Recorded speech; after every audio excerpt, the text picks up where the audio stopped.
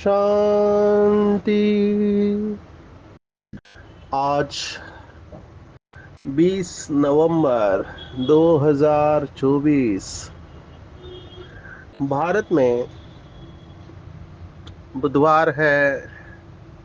Today is 20th November 2024 and it's Wednesday in Bharat. आज की मुरली का जादुई रहस्य स्वयं को प्रेरणा देने के लिए magical secrets of today's Murli for motivating the self। आज की साकार मुरली में बाबा ने जबरदस्त राज खोले हुए हैं। पुराने बाबा के बच्चे इन राज को जानते हैं।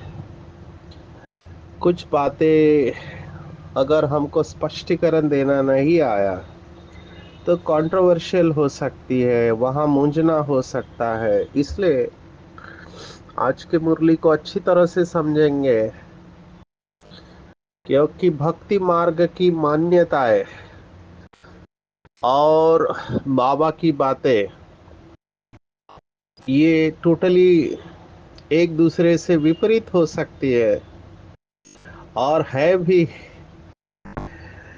बाबा ने जो भी हमको ज्ञान दिया है वो स्वयं निराकार परमात्मा, ज्ञान का सागर, जन्म मरण के चक्कर से न्यारा है।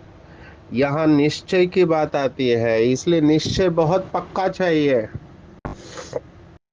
क्वेश्चन नहीं उठाना चाहिए। कहाँ पे प्रश्न उठ सकते हैं वो हम आज देखने वाले हैं। भक्ति मार्ग में बहुत डोमिनेंट, बहुत गहरे गए हुए बिलीफ है या मान्यताएं हैं।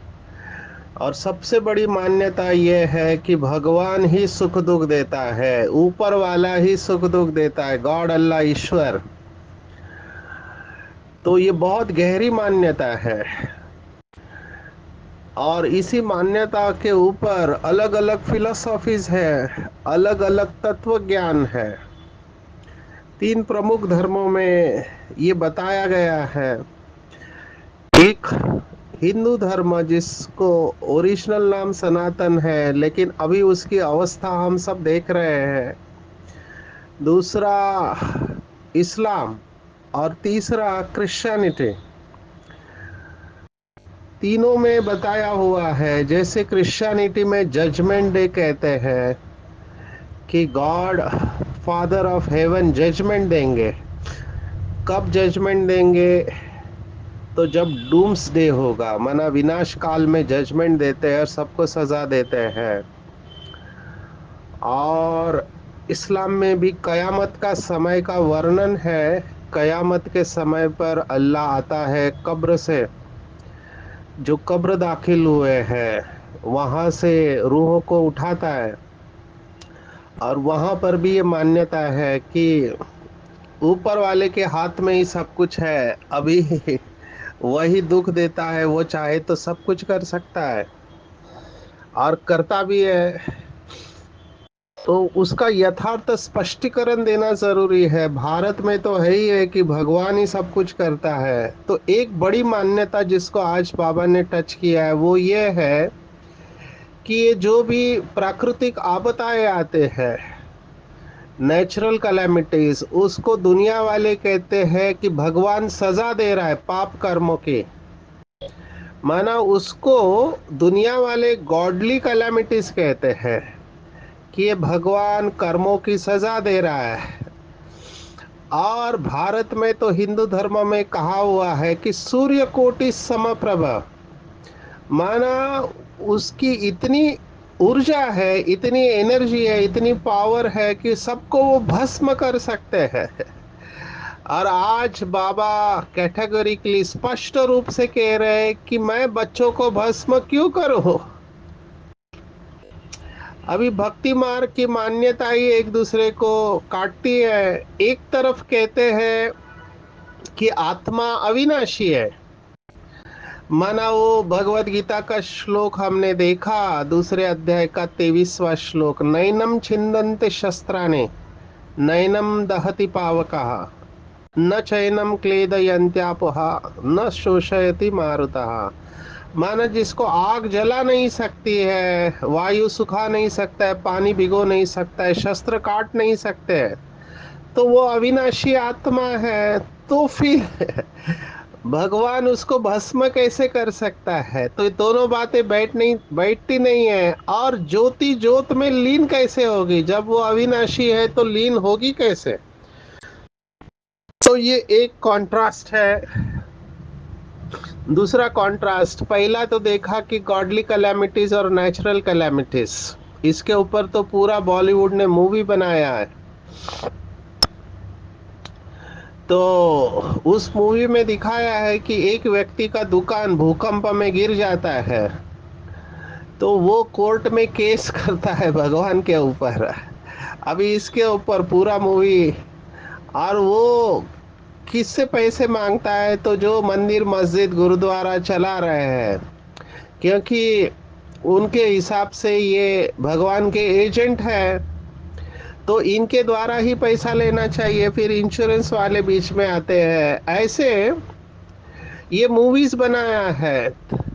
तो वहां पर भी सेंट्रल थीम यही है कि ये गॉडली कैलामिटीज है, भगवान करता है।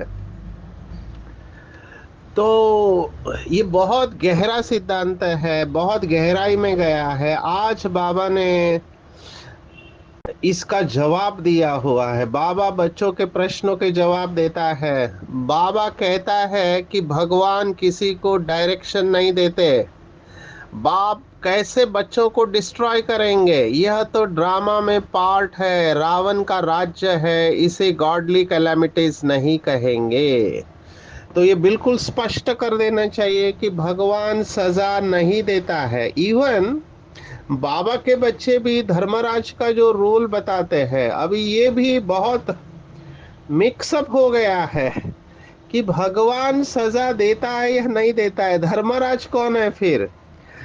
इसमें भी कई बच्चे बाबा के मूंझ जाते हैं। बाबा ने एक मुरली में इसका स्पष्ट जवाब दिया था कि ये धर्मराज जो है, ये कोई व्यक्ति नहीं है जो बैठ के सजा देता है। और जो गरुड़ पुराण में रोचक बातें लिखी हुई है कि तेल की कढ़ाई में डालते हैं, पहाड़ पे से धक्का मार देते हैं, वगैरह वगैरह, आग में डाल देते हैं, ये सब जो रोचक बातें लिखी हुई है, ये इसलिए है कि लोग पाप कर्मों से बचे रहे। तो बाबा को जब पूछा कि बाबा ये धर्मराजपुरी कहाँ पर है, तो बाबा ने स्पष्ट जवाब दिया है कि धर्मराजपुरी कोई स्थान नहीं है, ऐसी जगह नहीं है जहाँ कोई व्यक्ति है जो आपको आपके कर्मों की सजा देता है। जैसे और एक कंसेप्ट है हिंदू धर्म में कि वो चित्रगुप्त नाम का व्यक्ति होता है। वो चित्रगुप्त आपका अकाउंट या लेखा जोखा, आपने पूरे जीवन में कितने पाप कर्म किए हैं, पुण्य किया है, वो लेखा जोखा आपकी डायरी निकाल के उस अनुसार आपको सजा देता है, या जो भी आपकी आगे की गति बताता है। बाबा ने इसका स्पष्टीकरण दिया, ऐसा कोई स्थान और व्यक्ति नहीं है। एक मुरली में बाबा ने कहा ये जो यमदूत आते हैं, क्योंकि ये यम का हैंड बताया हुआ है, यम मृत्यु की देवता है, तो ये यमदूत आते हैं प्राण लेने के लिए। ये बहुत गहरी फिलॉसफी है भारत तत्व ज्ञान में। तो बाबा ने इसका भी स्पष्टीकरण दिया हुआ है कि ऐसे कोई यमदूत होते नहीं है। अभी ध्यान से सुनना, बाबा ने क्या जवाब दिया है। बाबा ने कहा कि धर्मराजपुरी कोई स्थान नहीं है, सजाओं के अनुभव को ही धर्मराजपुरी कहा गया है। तो जब भी आत्मा सजा का अनुभव करती है वो धर्मराजपुरी है। कैसे? बाबा ने बहुत कड़े शब्द इस्तेमाल किया है उन बच्चों के लिए जो बाबा की बातों को बहुत लाइटली लेते हैं। बाबा ने कहा, कुछ बच्चे कहते हैं अभी तो मौज कर लो, जब होगा तब देखा जाएगा। अभी ये माया के बोल है, माया पकड़ रही है और पता भी नहीं चलता है कि माया का वार हो रहा है। ये जो अभी तो मौज कर लो, ये माया प्रवेश कर चुकी है। क्योंकि जो कुछ भी कर्म हम करते हैं वो आत्मा में रिकॉर्डेड है, जबकि आज के हिप्नोथेरेपिस्ट सम्मोहन तज्ञ आपके मन के अंदर की सभी बातों को निकाल सकते हैं। तो आप सोचो, सर्वशक्तिवान शिव बाबा क्या नहीं देख सकता। तो बाबा ने कहा कि ब्रह्मा बाबा भी लास्ट में साक्षी हो जाएगा।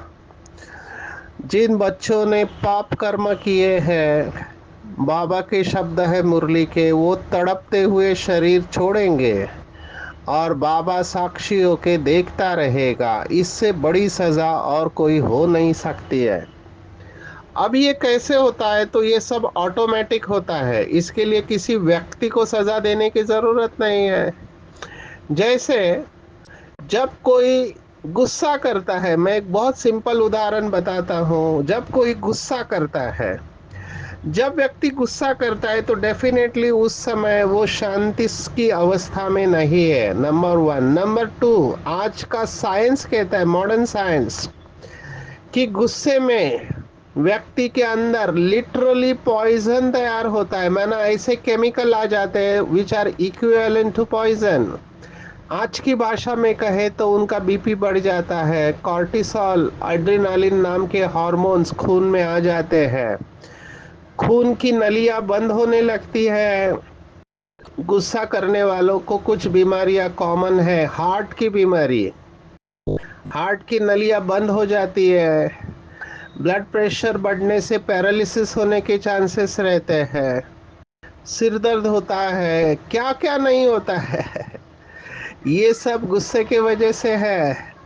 तो जो व्यक्ति गुस्सा करता है उसको सजा देने की जरूरत ही नहीं है, क्योंकि गुस्सा ही एक सजा है। अब ये बहुत गहरी बात है, गुस्सा ही सजा है।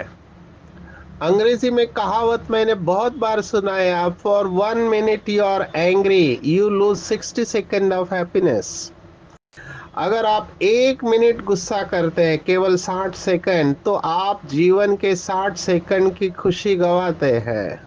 लेकिन वो पता नहीं चलता है क्योंकि माया का वार रहता है। और जो संडे के मुरली में बाबा ने कहा, मैं राइट हूँ, अपने को सिद्ध करने लगते हैं कि कैसा गुस्सा जस्टिफाइड है। ऐसे सिचुएशन में गुस्सा करना लाजमी है और गुस्से के बगैर काम नहीं होता है। तो ये सब बहुत डीप गहरी फिलोसॉफीज है। पर ये गुस्सा, अभी इसको थोड़ा एक्सटेंड करेंगे इसी मान्यता को कि फॉर एग्जाम्पल, अब ये सब केसेस मेरे पास आते हैं जो मैं शेयर कर रहा हूँ।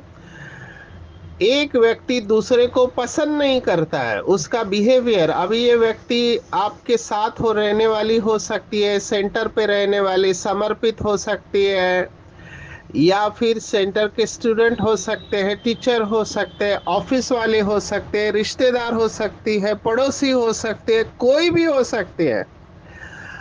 अगर आप किसी को पसंद नहीं करते हैं और उसके प्रति आप जो भी उल्टा सुल्टा संकल्प करते हैं, निगेटिव संकल्प, जिसको हिंदी में कहते हैं बद्दुआ देते हैं किसी को, तो उस व्यक्ति का कोई नुकसान नहीं होता है। क्यों? क्योंकि आप जो भी संकल्प करते हैं वो संकल्प मन के अंदर है और वो आपके मन के अंदर ही उसका बीज पड़ेगा। तो जो भी संकल्प कर रहे हैं किसी के प्रति, अगर आप व्यर्थ और निगेटिव कर रहे हैं तो वो आपके मन के धरनी के ऊपर ही गिरेगा, और जिस धरनी में बीज गिरता है पेड़ भी वहां पर आएगा, फल भी वहां पर आएगा। तो ये होता है किसी को बद्दुआ देने का नुकसान। आपको ही मिल रही है वो, क्योंकि आप उसको सोच रहे हैं मन के अंदर, तो मन के अंदर ही वो गिर रहा है और वहीं पे तकलीफ होती है। इसी को कहते हैं ऑटोमेटिक मशीनरी।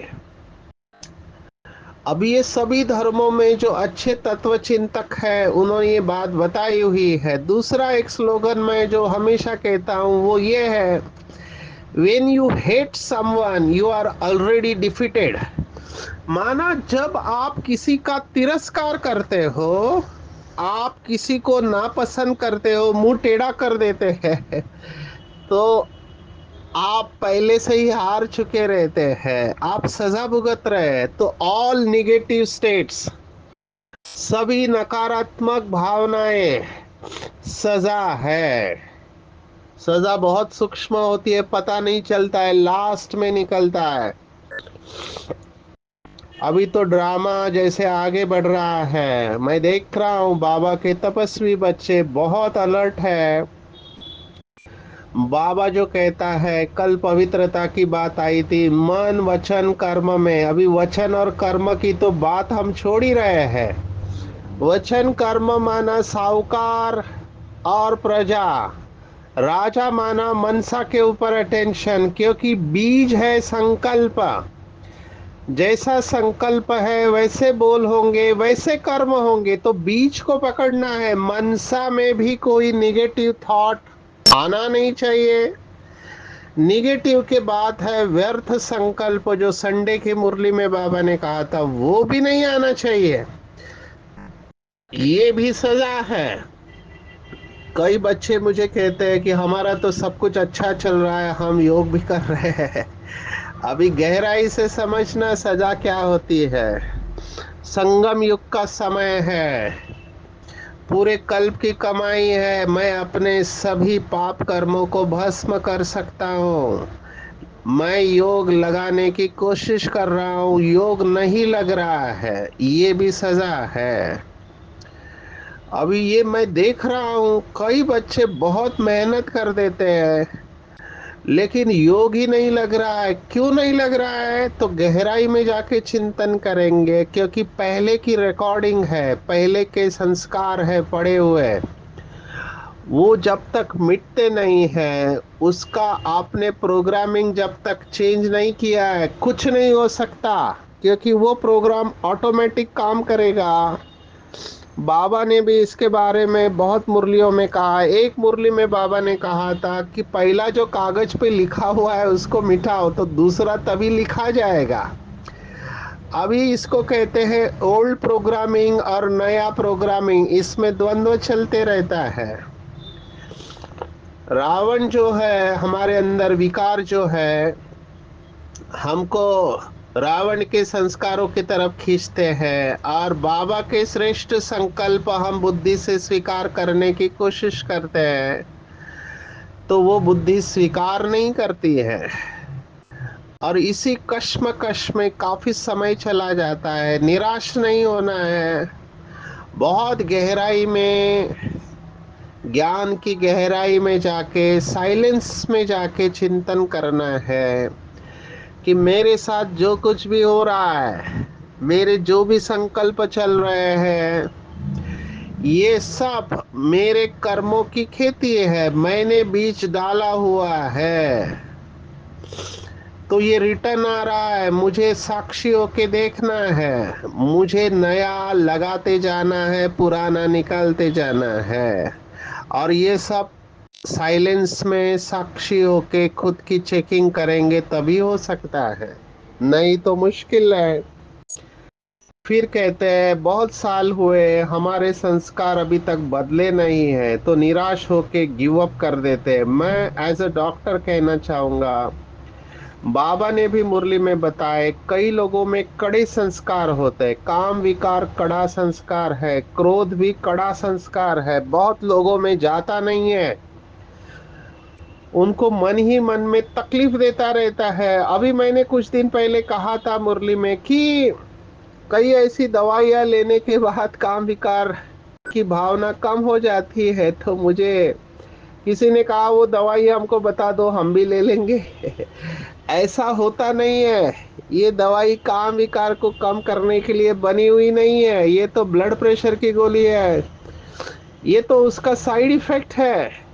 तो ये सबको इस तरह से दे नहीं सकते, और उसके भी बहुत कॉम्प्लेक्स मैकेनिज्म है। तो ऐसे कोई दवाई बनी नहीं है जिससे कि काम विकार की जो भावना है उसको कम किया जाए। इतना जरूर है कि योग शास्त्र में बहुत सारे मुद्राएं हैं जिसको आप कर सकते हैं। एक बहुत सिंपल अभ्यास जिसको अंग्रेजी में कीगल एक्सरसाइज करते हैं, माना आपका पेल्विक फ्लोर जो आपके प्रजनन तंत्र की मांसपेशियां है उसको ऊपर की तरफ खींचना है। तो ऊपर की तरफ आप खींचेंगे तो वो नीचे की तरफ धक्का नहीं देंगे, तो वो ऊर्जा को ऊपर उठाते हैं। योगी लोग अपनी ऊर्जा को ऊपर की तरफ उठाते हैं, जिसको अंग्रेजी में शब्द है सब्लिमेशन, या हिंदी में कहते हैं ऊर्जा का ऊर्ध्वीकरण। ये जो काम ऊर्जा है ये अभी कलयुग में नीचे की तरफ जा रही है, बह रही है। उससे या तो बच्चा पैदा होता है, या तो वेस्ट करते हैं, या इसको ऊपर की तरफ लेके जाते हैं। और यही काम ऊर्जा व्यक्ति के अंदर ट्रांसफर हो जाती है ओज और तेज के रूप में। ओज के रूप में, ओज धातु और तेज, जो योगियों के चेहरे पर दिव्यता दिखाई देती है, या और कुछ नहीं लेकिन काम की ऊर्जा को इन्होंने रिवर्स कर दिया है, माना नीचे जाने से ऊपर उठा लिया है। अभी ये बहुत कठिन साधना इसलिए है क्योंकि नदी नीचे की तरफ बह रही है, आप नदी के उल्टी की दिशा में जा रहे हो।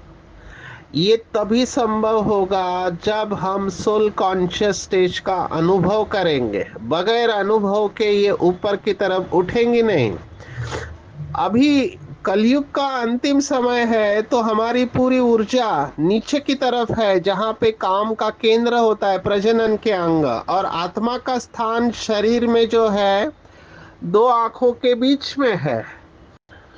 तो आपकी एनर्जी कहाँ है? जब हम योग करते हैं तो हमारा ध्यान दो आंखों के बीच में जाता है, तो जहां एनर्जी जाती है वहां ग्रोथ होती है। तो नीचे जाने के बजाय हम ऊर्जा को ऊपर उठा रहे हैं राजयोग से, और ऊपर उठा रहे हैं। जब आप परम धाम में मन और बुद्धि को लेके जाते हैं तो नीचे की चीजें आपको खींचती नहीं है। अभी इसके लिए बहुत सारे उदाहरण दे सकते हैं, जैसे रॉकेट होता है।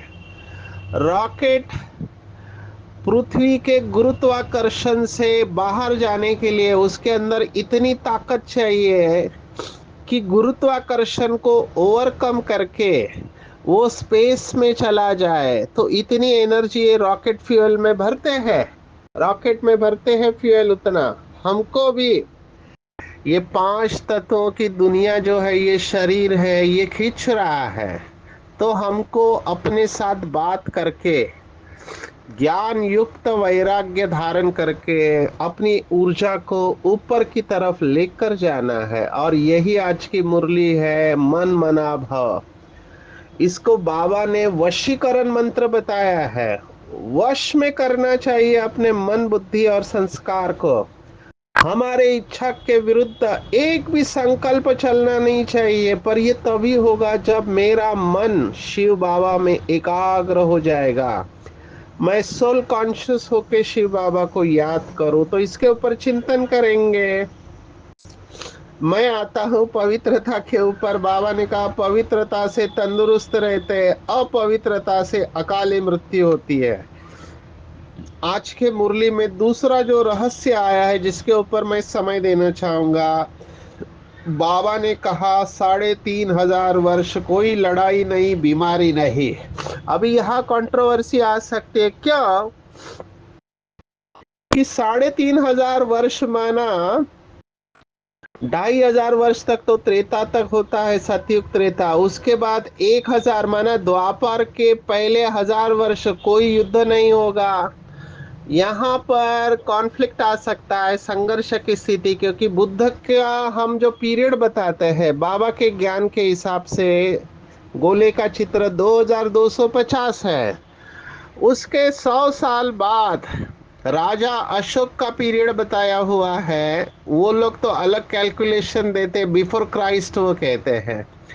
तो 2250 में 100 मिला है तो 2350 होता है, जब किंग अशोक होके गया और अशोक ने बुद्ध धर्म का प्रचार प्रसार किया पूरे विश्व में। ये श्रीलंका वगैरह बुद्धिस्ट कंट्री में ये राजा अशोक की बदौलत फैला हुआ है।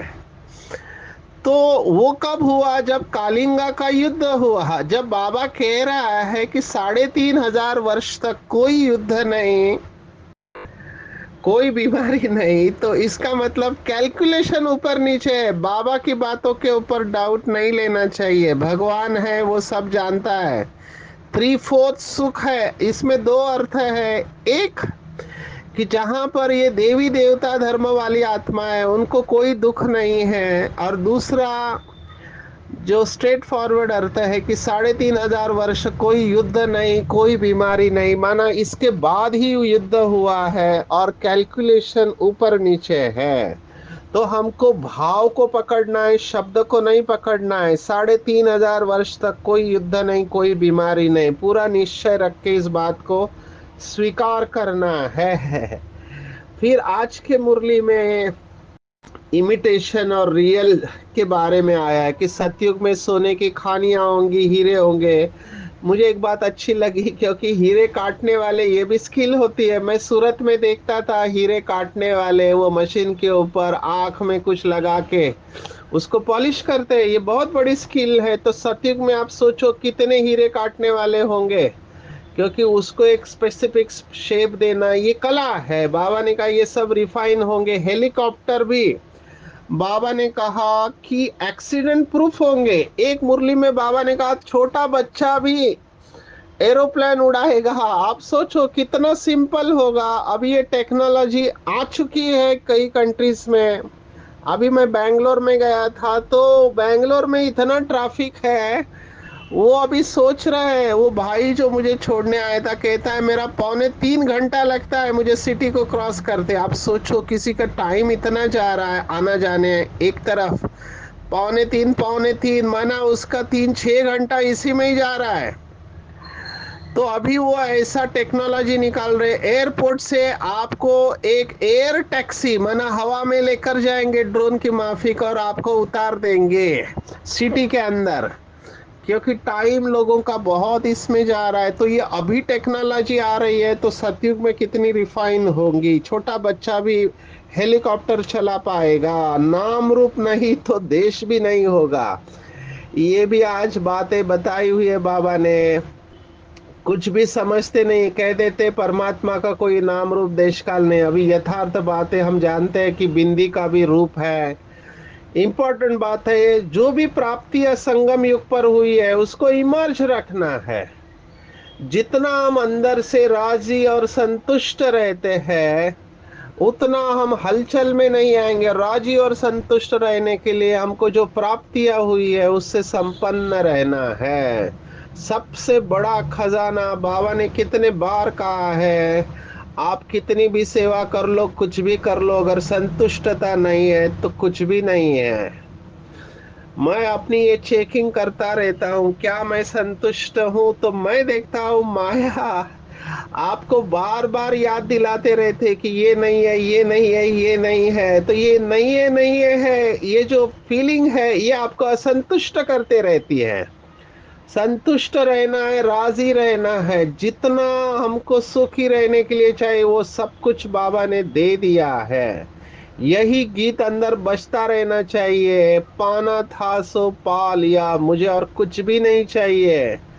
परमात्मा प्राप्ति होने के बाद में और कोई भी प्राप्ति की जरूरत नहीं है। इसको फील करेंगे, गहराई में लेकर जाएंगे, बाबा के प्यार में मोहब्बत के झूले में बैठे रहेंगे, तो मेहनत से आप ही छूट जाएंगे। सदा अपार खुशी में रहना है तो बेहद की बातें को सिमरन करना है, बाप को फॉलो करना है।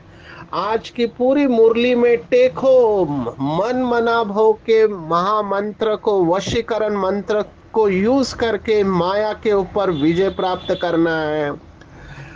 जबरदस्त लेबर्स है, नेचुरल कैलेमिटीज, ये गॉडली कैलेमिटीज नहीं है, ये हमारे लिए नई दुनिया की तैयारी कर रहे हैं। धरनी हिलती है, बाढ़ आती है, सफाई हो जाती है, तो डरना नहीं है। बाबा के ऊपर निश्चय पक्का रखना है, सदा राजी और संतुष्ट रहना है।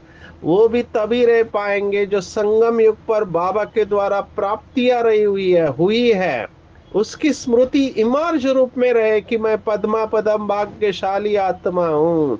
मेरा जैसा भाग्य किसी का हो नहीं सकता। परमात्मा प्यार के मोहब्बत के झूले में बैठ जाना है तो मेहनत से मुक्त हो जाएंगे। पवित्रता के आधार पर हेल्थ वेल्थ हैप्पीनेस का वर्षा मिल जाएगा। अच्छा, ओम शांति।